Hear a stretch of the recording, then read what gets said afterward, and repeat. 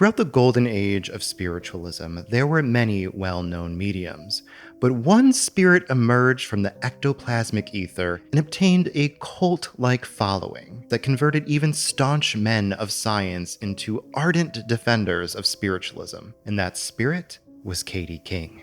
Katie King's influence spanned oceans, and her power was so great that she could manifest a fully physical, corporeal form that posed for photographs and even allowed for her pulse to be taken. While Katie King's manifestations and séances are thoroughly documented, the history behind the spirit is peak historic drama, complete with epic chases, hidden pasts, and no shortage of scandal. But as you know, before we can take a crack at the truth, we must first learn about the alleged history of Katie King.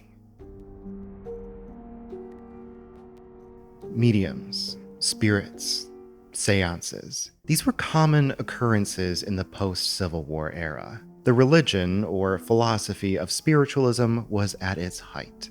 While some mediums could only speak on behalf of or lead activities like table turning, where a spirit would tap on a table when a letter was spoken aloud, there were some mediums whose abilities far surpassed your average spirit conversationalist. Some mediums were so powerful that they could fully materialize spirits, either via ectoplasm or in a full physical form. But who held that power is debated. Many argue that the mediums were powerful, while others insisted it was the spirits who granted the mediums their supernatural strength. As after certain spirits stopped channeling through their mediums, the mediums' powers seemingly vanished and never recovered. These powerful spirits were known as spirit controls, and they acted as orchestrators of seances, and they allowed spirits to come through and manifest during a session using their energy as well as the mediums to draw on. One of the most prominent of these spirits was Katie King. Katie King claimed that she had once been Annie Morgan, daughter of the infamous pirate Henry Morgan, though her father was known in spirit as John King. Katie King's most notable channeler was Florence Cook, a teenage girl from London, England. Florence learned to channel spirits from famous mediums Frank Hearn and Charles Williams.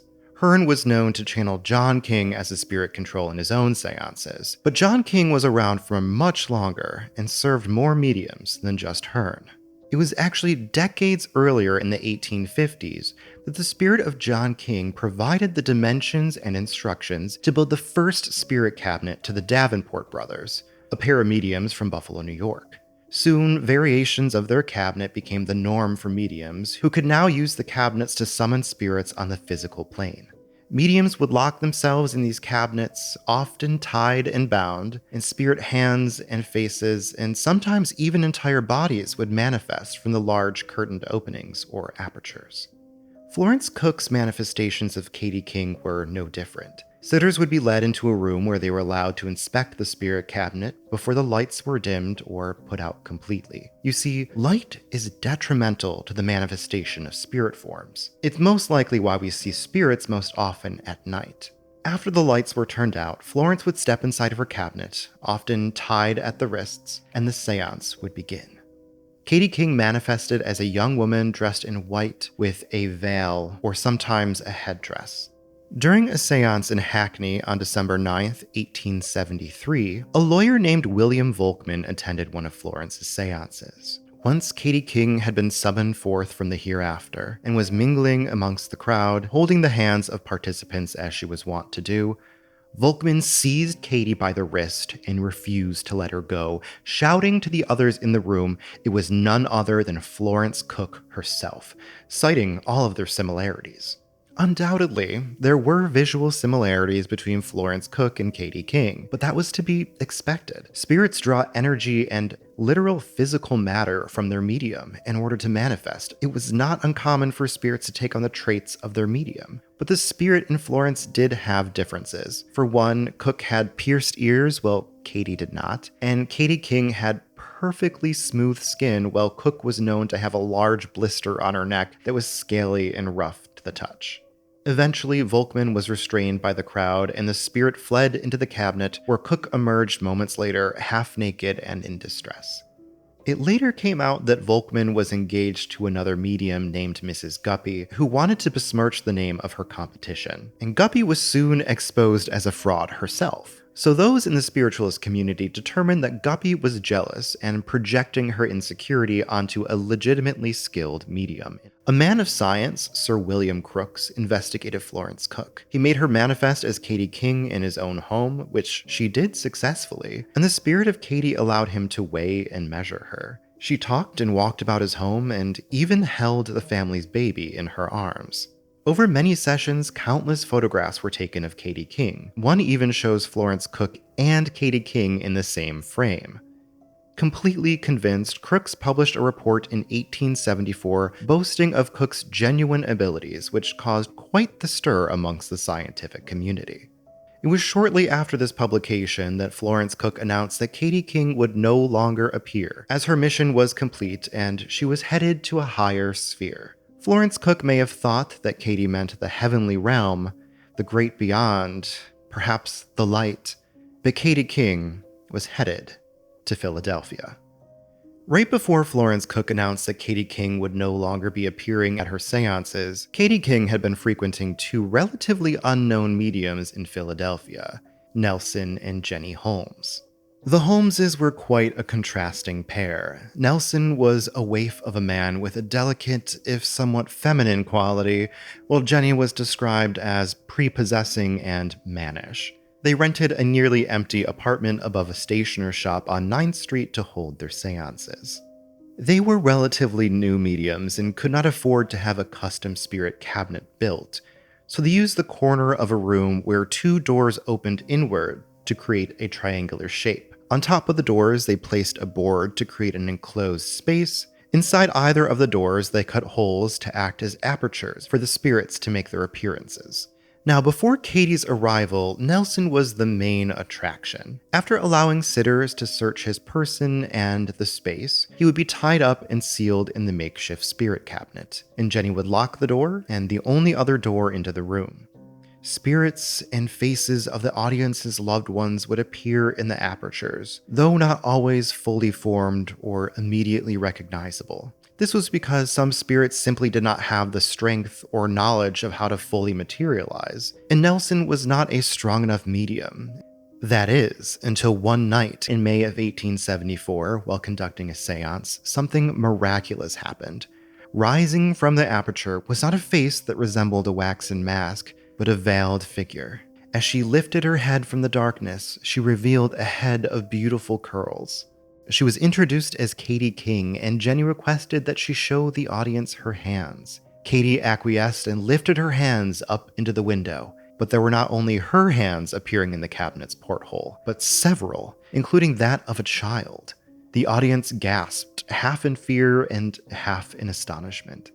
Katie King then went on to tell those gathered about her life as a pirate's daughter and said to one of the sitters in attendance, "I wish you'd write to my medium in London and tell her to come here." And she provided Florence Cook's address, seemingly proving that this was the real Katie King. Newspapers were abuzz with Katie King's arrival in the States, and by June, the Holmeses had enough money to create a proper spirit cabinet. Their cabinet stood 8 feet tall and 7 feet wide, made of black walnut, with 2 enormous curtained apertures, 5 and 6 feet high, in its front. It didn't take long for Katie to draw curious crowds to the Holmes' small apartment. Visitors sat in concentric semicircles facing the cabinet, watching and eagerly waiting for Katie to materialize through one of the dark apertures. Some attendees became more than just regulars. They became devotees, forming Katie's literal inner circle as they were awarded the regular seats closest to the cabinet. Katie King's materializations grew so powerful that she emerged from the cabinet and walked amongst the crowds, allowing them to touch her hair and her skin, and Katie even accepted jewelry and gifts from sitters, which were bestowed upon her regularly. Some of these gifts were meant for her, but others she was meant to take back to the spirit realm in order to give the sitter's loved ones on the other side. 2 members of Katie King's inner circle were respected men of science. Dr. Henry T. Child, a vaccine physician, and Robert Dale Owen, a politician and utopian socialist. They were such loyal supporters that they became somewhat derisively known as her apostles. In fact, Owen grew so close to Katie as a somewhat paternal figure that she addressed him as Father Owen. Meanwhile, Dr. Child held public lectures on Katie King's materializations and the validity of spiritualism as a whole, and was working on a larger scholarly book on the subject. That fall, the Holmeses took Katie on the road while staying with their cousins in Blissfield, just outside of Detroit, Michigan. They held séances there and planned to tour the nation. However, whispers of some event in Michigan began spreading through the grapevine after the Holmeses returned to Philadelphia weeks early. Fall soon turned into winter, and in one December séance, Katie King emerged from the spirit cabinet as usual. She made her rounds, greeting those in the audience, holding eager hands of those in her inner circle. However, as she made her way over to one regular and bent down to touch him on the shoulder, he recoiled. He tried to rationalize it. He tried to tell himself that it made sense. She was a spirit, a corpse, it wasn't unusual. But no. Deep down, he knew. And this is where the cracks in the world of spiritualism widened to a fissure. Now, before we get into the unraveling of Katie King, we have to get a quick background on spiritualism and the discrepancies of this spirit's life story. For those that don't know, the religion of spiritualism formed our modern perception of ghosts and spirits. Before its rise in the mid-1800s, ghosts did exist, no doubt, but in a much different capacity. Instead of loved ones coming back from the other side to communicate with the living or to make their presence known or provide comfort, ghosts were almost solely depicted as the restless dead. They were not friendly. They were menacing and often completely purpose-driven, either seeking proper burial or vengeance. Now, spiritualism emerged from the grief and loss of the Civil War, and it actually has a lot of connections to where I live. The Fox sisters, who are often credited with the creation of spiritualism, lived about an hour east of me, and the Davenport brothers, who invented the spirit cabinet, are from where I live right now. And then the modern-day world center of spiritualism, the village of Lilydale, is 45 minutes south of here. So I'm kind of like low-key in the epicenter of spiritualism, but I don't think that's something to brag about, because there was, and still is, a lot of deception in spiritualism. Despite most spiritualist mediums being ousted as frauds, there is still an incredibly robust community and religion. I'm not saying that they're all frauds, but they are prone to be fraudulent. Now, I actually used to work with one of the former leaders of the Lilydale Assembly years ago, and to say that we butt heads is an understatement, but we shan't get into that bit of my lore. Not now. It's a mess, and we have our own spiritual mess to cover. First off, before getting into the real meat, it should be noted that John King, or Captain Morgan, never had any documented children, let alone a daughter named Annie Morgan. The biographical details supplied for both John and Katie King were incredibly inaccurate, including the dates provided, as well as their characterization. Katie King, as materialized by the Holmeses in particular, often used American phrases and seemed to really enjoy calling people "you stupid." And maybe this was a little bit of projection on how Katie King really felt about the attendees. I got a good chunk of my base research from this book, Philadelphia Spiritualism and the Curious Case of Katie King by Stephanie Hoover. However, once I began looking at historic sources, I noticed a lot of discrepancies between Hoover's book and first-hand accounts of the séances. And this was a little frustrating because, unlike a traditional historian or archivist, there are no footnotes in this book. There is a bibliography which lists some specific articles, but then almost frustratingly, halfway through, she says that there were space constraints and then just listed states and different newspapers that she got articles from. So that was annoying, but we persisted. And I'm not saying that Holmes's research was bad. It's just that there are a lot of differing accounts that came out at different times. Also, with sensational stories and gossip, things aren't always the most reliable. But aside from all of that, one difference I noticed was the Holmes's spirit cabinet. And as mentioned in the story portion, the Holmeses went to Michigan in the fall of 1874 to stay with Jenny's cousins, the Lyons, in Blissfield, taking up residence in their home.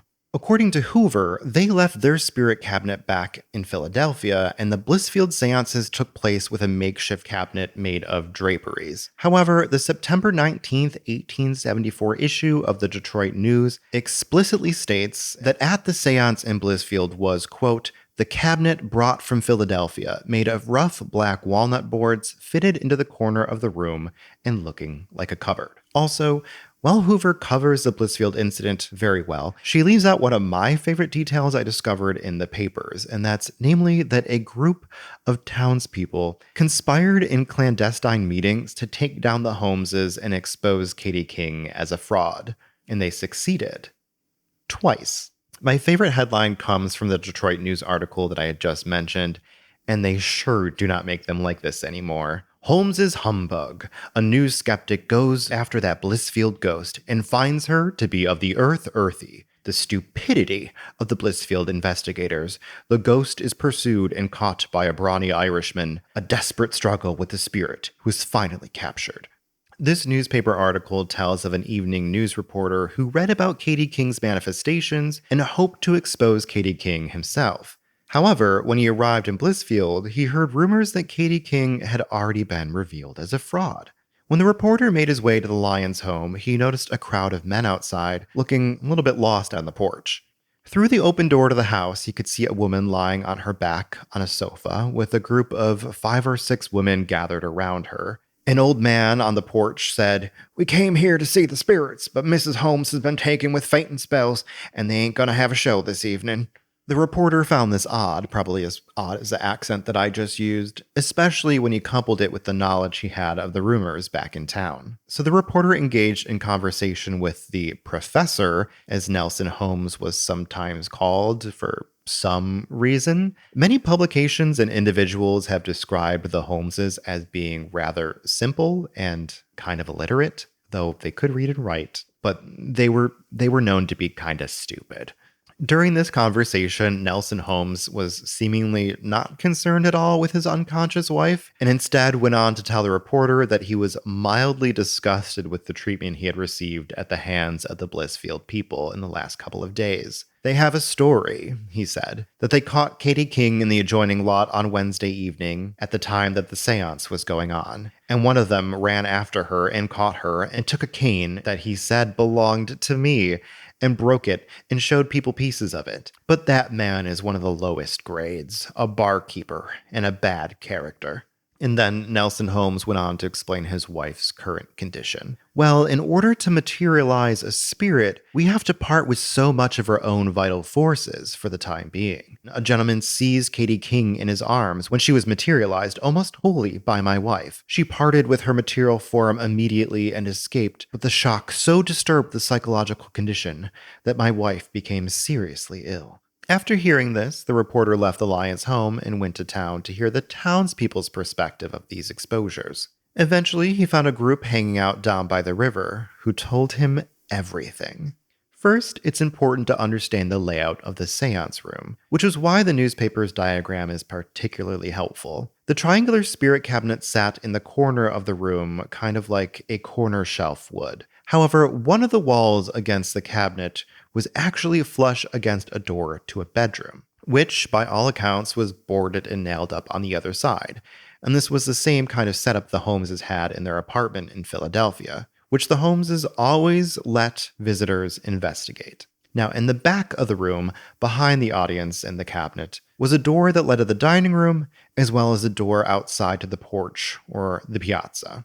However, on this particular night, a man requested that someone remain in the bedroom during the séance. At first, Nelson protested, but Jenny eventually agreed to this test.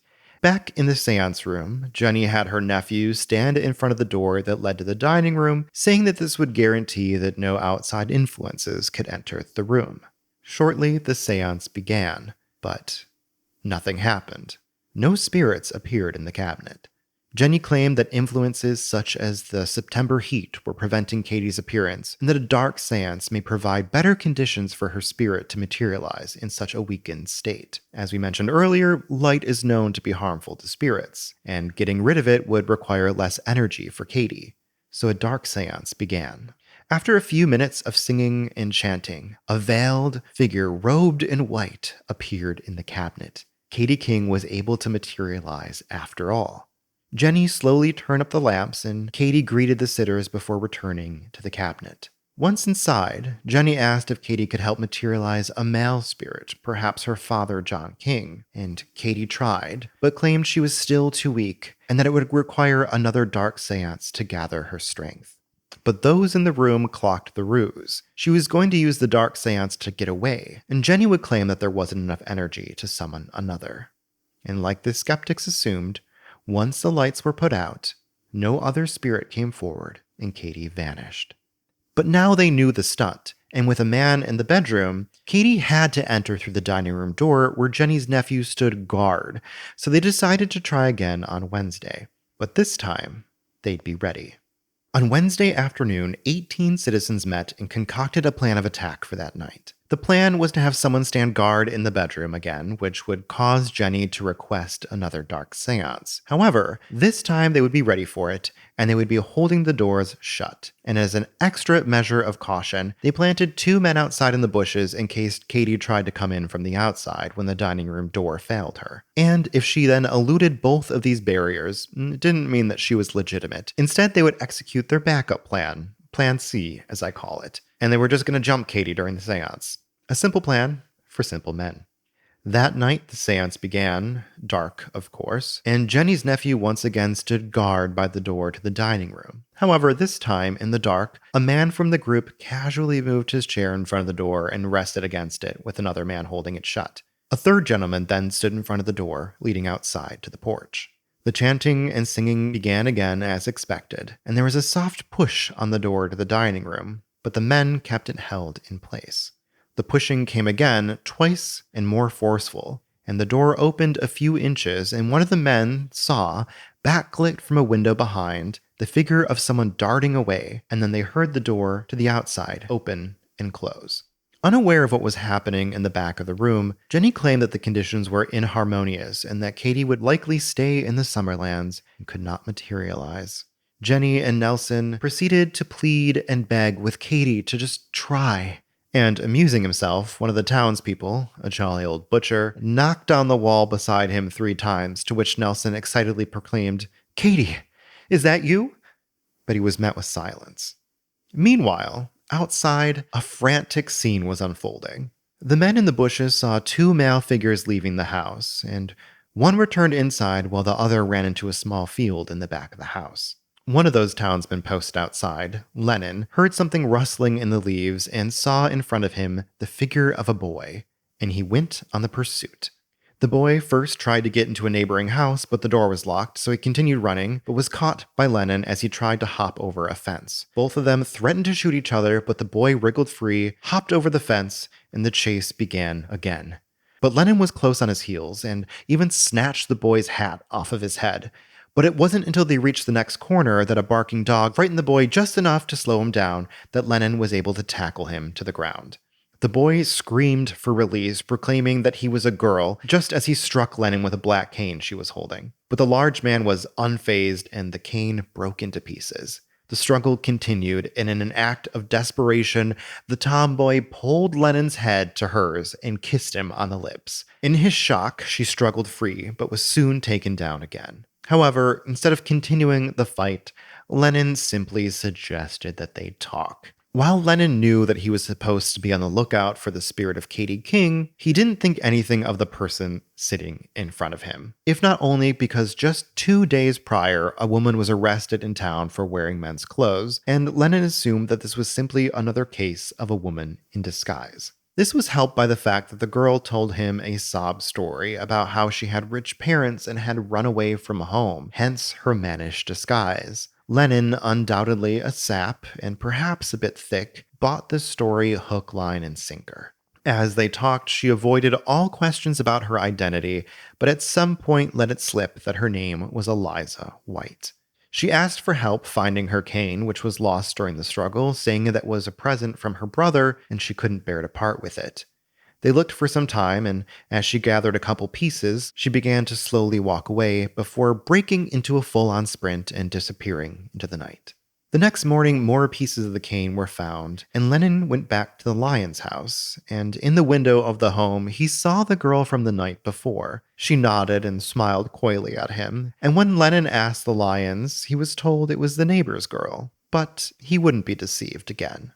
The pieces of the broken cane were shown proudly in town, and it was identified as the cane that Nelson Holmes carried with him everywhere. The townspeople sent a deputy to the Lyon home and asked Nelson to produce his cane, but he refused, even after being offered money by the sheriff to do so. To the townspeople, this solidified that this was Nelson's cane. But suspiciously, Nelson was seen some hours later walking through town, quite visibly, sporting a cane. But the townspeople noted that this one was brand new and lacked any signs of wear.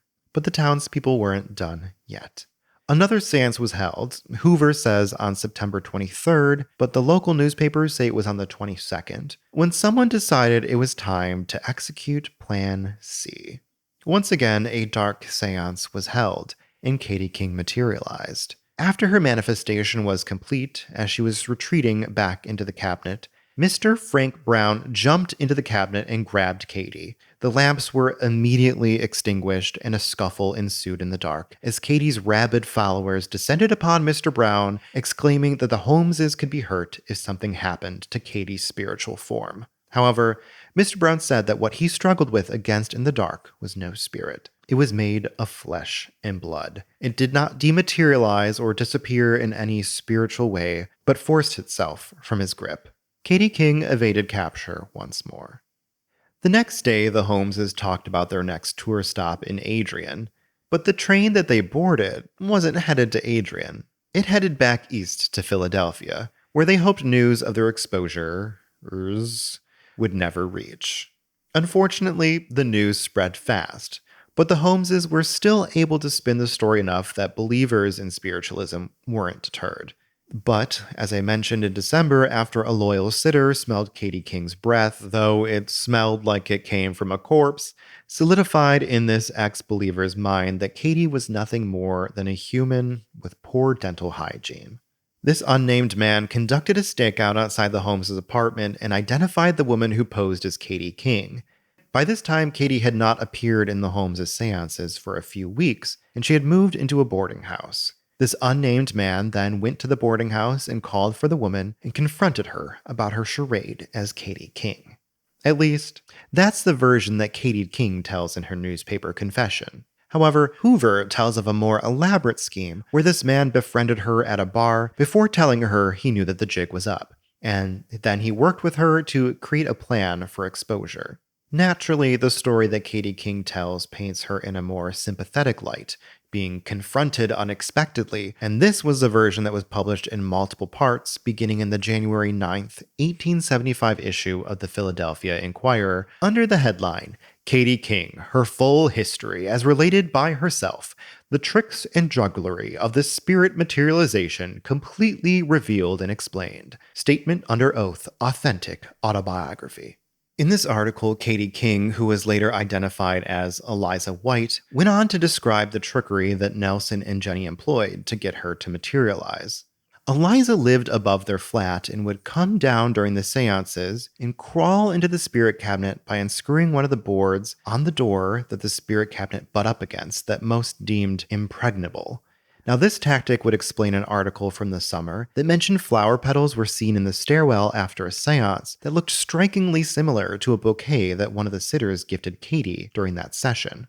But the Holmeses were clever in many ways, skirting around requests of skeptic attendees, like one gentleman who wanted to wait in the hallway where the stairwell was. One would think that the Holmeses would protest, but they said yes, tomorrow night you may, buying some time to concoct a plan.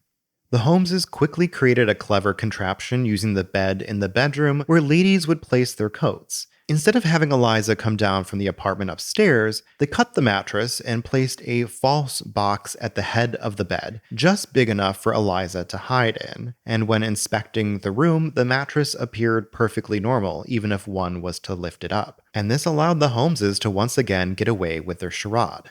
To many, this proved that they were legitimate mediums, since they couldn't conceive of another way for Katie King to materialize.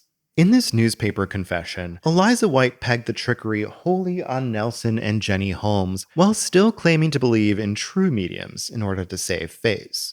Eliza told the paper that she got roped into the mess because she was trying to provide for her sick mother and son, and what started out as a temporary gig went a little too far, and she was blackmailed into staying. Eliza said that the guilt of it was weighing on her so much that, quote, night after night, her pillow was wet with tears. So naturally, she was relieved when the opportunity, quite literally, came knocking for her to unburden her conscience. But as you could imagine, Eliza was far from innocent. She had a motive for coming out of the cabinet. Eliza had been growing tired of her work as Katie King, one, because of her forced confinement in order to prevent Katie King from being spotted on the streets of Philadelphia, and two, because of money. She felt that the Holmeses were not paying her enough and that they rarely ever paid her on time. Obviously, her completely true and under oath autobiography wasn't wholly true either. Now, while the newspapers were running the story of Katie King's confession and self-exposure, spiritualists were working hard on their end to do damage control. They used the less than stellar reputation for the Holmeses' intellect to paint them as incompetent, well-meaning mediums who fell victim to a malicious, blackmailing grifter in Eliza White. And the spiritualists dug up a lot of dirt on Eliza. Before the Civil War, Eliza had married, or at least lived with, a man named Wilson White. Wilson White eventually volunteered as a musician in the war, and they moved to Washington, D.C. There, during the winter, Eliza was said to entertain the troops. But in spring, eventually, the military unit was sent out to war, and Eliza, as the spiritualists in a hit piece wrote about it, abandoned herself to a life of immorality in Alexandria. By 1870, Eliza was living with Wilson White, along with a young son, presumed to be his, and her mother in Connecticut. Eliza eventually left her husband, or baby daddy, or situationship, and worked as a comic singer wearing revealing outfits. Eventually, she ended up in Philadelphia and got involved with the Holmeses. These revelations were enough to convince tried and true spiritualists of the Holmeses' legitimacy. Meanwhile, the men of science, Dr. Child and Robert Dale Owen, suffered great embarrassment from Katie King's exposure, both with incredibly bad timing. Luckily, they had some advance notice of the article of Katie King coming out, but Dr. Child had already written one book titled Narratives of the Spirits of Sir Henry Morgan and his daughter Annie, usually known as John and Katie King, the year prior, which, unfortunately, he said he actually did not write, but simply transcribed as John and Katie King's spirits dictated the book to him. But worse yet, his second book had just come out, and it focused solely on Annie Morgan, aka Katie King, and he scrambled to buy up all the unsold copies. Robert Dale Owen, on the other hand, had a much bigger, more time-sensitive problem. Atlantic Monthly had been running a series of articles about Owen's life, and the article that was scheduled to come out in January was an article where Owen talked at great lengths about the veracity and the validity of Katie King and her manifestations.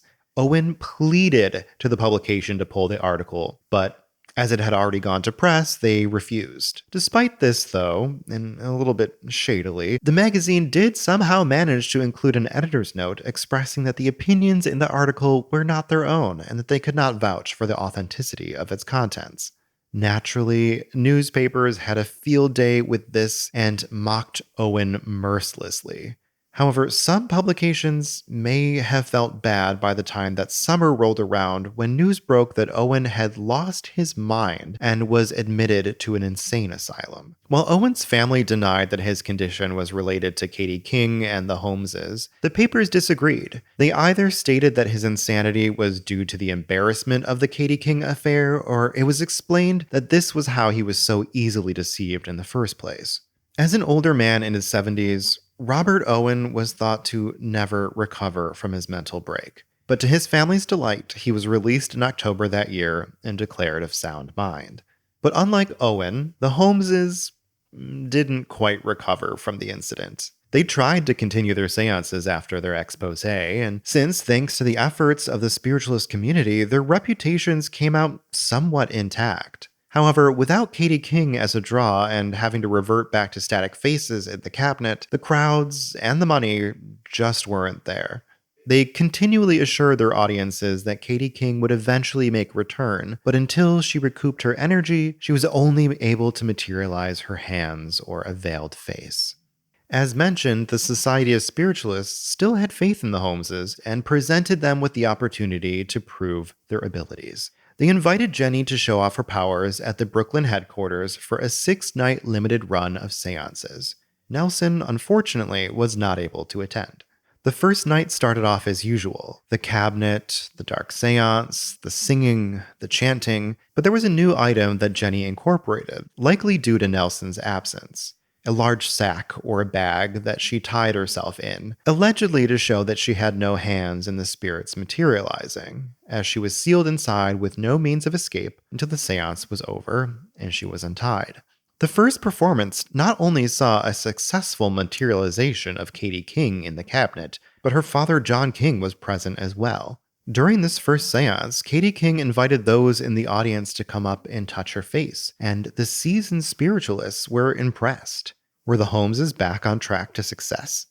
The second night after Katie King materialized, a woman approached the cabinet and noticed curly hairs peeking out from underneath Katie King's own hair, which looked suspiciously like Jenny's. Now, the woman did not keep this to herself, which led to the crowd inspecting Jenny's cloth bag a little bit more closely, and it was revealed that an undone seam with a trick knot let her escape the bag and to navigate the cabinet freely. And perhaps Jenny should have taken this opportunity to call it quits and end her 6-night residency, but she persisted, and so did her doubters. They jeered and harassed her night after night and demanded new tests and restrictions, like having someone hold her hands throughout the entirety of the seance, all of which Jenny refused. And finally, on the 6th and final night, she made it through, a member of the crowd asked why the spirit of John King did not breathe, but Katie King emanated warm breath that could be felt by the crowd. Apparently, that question was the last straw, and the entire crowd turned on Jenny, cornering her and accusing her of using wax masks. The crowd demanded that the other women present search Jenny's person for trickery. At this juncture, Jenny did the only thing that she could do, and probably should have done on the second night, and she resorted to her infamous fainting spells.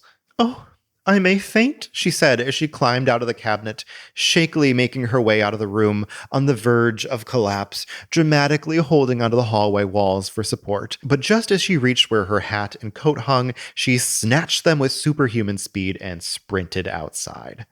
It was naturally at this time that the Society of Spiritualists denounced Jenny and Nelson Holmes as irredeemable frauds. But like roaches, they refused to die. Nelson and Jenny continued with their seances, with the few who still believed eagerly awaiting the return of their beloved Katie King. The patience of these true believers eventually paid off, as Katie King finally materialized in full corporeal form at a seance, albeit quite briefly. But it was soon revealed that this manifestation was none other than Nelson Holmes wearing women's clothing. The Holmeses continued to get up to mischief for quite a few years, but eventually faded into obscurity. And what of Eliza White? In 1877, it was announced that she was to star in a play called Katie King, or Spiritualism Exposed. But no copy or review of the play has ever been found, and like a ghost, she too disappeared from the historic record. And that closes the cabinet door on Katie King. Kind of. Katie King was not just used by the Holmeses or Florence Cook. Like John King, she was used by mediums everywhere, from Paris to Portland, all with their own sets of problems and legal issues. But Katie King's exposure eventually led to the first downfall of spiritualism, but it was later revived after the World Wars and again now in the modern day with shows like The Long Island Medium and was it Tyler Henry, the Hollywood Medium? And of course, like I said, Lilydale and the religion of spiritualism. Maybe one of these days I'll take a trip to some of the local connections that I mentioned earlier, like Lilydale. I actually really adore Lilydale. It's a very charming town, village, area. But I will say that the mediums, they do a lot of cold reading, and it's not always very good. But I might take a trip up there this summer and release that as a YouTube video. I'm actually considering, just so y'all know, moving the Citegeist podcast to its own YouTube channel and start making regular YouTube videos on my personal channel again, since the audiences for this podcast and my original YouTube audience are not the same. They are conflicting. They are not happy. It's like me and the former president of Lilydale, just button heads. But we'll see what happens. And in other news, I'm moving into a haunted building, at least insofar as that my apartment building actually has its own Wikipedia page with a heading labeled Haunting Accounts. And guess where the ghost is said to be? My unit. So I'm taking this as a fun little personal test of the validity and existence of the supernatural. And while I would love to do an episode on the building I'm moving into because it's really cool and over 200 years old, I don't want to dox myself. But we'll see. If I experience something, I don't think I'll be able to contain it. I will have to make some content. That's just how it works. I got to feed the algorithm and get attention. Only time will tell. Please make sure to rate the podcast on iTunes or give the video a thumbs up if you're watching on YouTube. But most importantly, please tell any of your friends who would like the podcast about it to expand our growing community of bibliographers. And remember, always use mouthwash. Kiss a man on the lips if he's attacking you. I think that's where the mouthwash comes in handy, but maybe not. Maybe the rancid breath would be a little bit more helpful in that scenario. But until next time, I'll see you in the stacks.